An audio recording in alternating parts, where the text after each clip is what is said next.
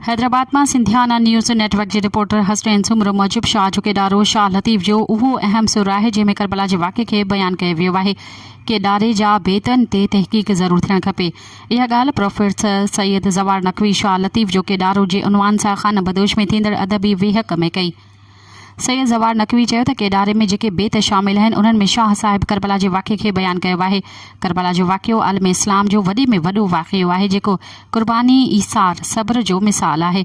Professor ज़वार Naqvi वधीक चयो त शाह बाबत घणियूं रिवायतूं मौजूद आहिनि जिन जी दुरुस्तगी थियण ज़रूरी है। प्रोफेसर ज़वार नक़वी हम असर दौर जे शाह जे हाकारी शारह आगा सलीम जी दलील के भी वर्जायो त शाह लतीफ़ जो सुर केदारो धारियो नथो लगे छाकाणि त संदसि बेतन जी गवाही संदसि ॿिया बेत ॾियनि था।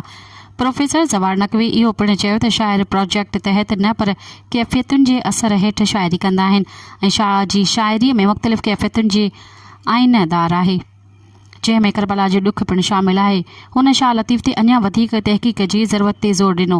लेक्चर खां पोइ सवाल जवाब वारे वक़फ़े में डॉक्टर इरफाना मल्हा, डॉक्टर अब्दुल मजीद चांडियो, शाकिर अज़ीज़ सेताई और डॉक्टर रेहाना मल्हा खान से सवाल पुछा।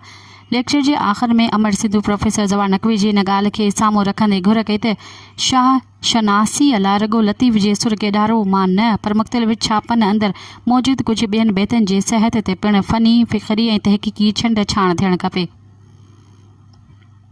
हुन आयल मेहमाननि जा थोरा पिणु मञिया। प्रोग्राम में प्रोफेसर डॉक्टर अब्दुल मजीद चांडियो, सुलेमान जी अबड़ो, डॉक्टर रिज़वाना अंसारी, डॉक्टर शबनम इमदाद चांडियो, डॉक्टर रेहाना मल्हा, नज़ीर कुरैशी, नीलोफर भुट्टो, नासिर पंवर, इमदाद चांडियो, डॉक्टर इरफाना मल्हा, नवी संधेलो, आदर्सी जत्तोई, लाल बख्श मल्हा, रफ़ीक ईसाणी, रहमान शाह, आज़ाद, अनवर कांधड़ो, वाहिद कांधड़ो, अम्मात फिदाई, शाकिर अज़ीज़ सीताई, डॉक्टर अज़हर अली शाह, गुलाम मुस्तफ़ा बुलेदी, गुल सिंधी, अज़हर मुमताज़ अब्बास ओठो, गुलाम हैदर, एहतशामुल अहसन, अरीसर अरबाब अली चांडियो, नूर हुसैन चांडियो, प्रकाश रूपचंद, व्यास कंवल, प्रदीप, इम्तियाज़ अली वीसर, राशिद अली, एहतरामुल हसन आरीसर, राशिद अली, अमर सिंधु, नवीद अहमद, इरफान चांडियो ऐं ॿियनि शिरकत कई।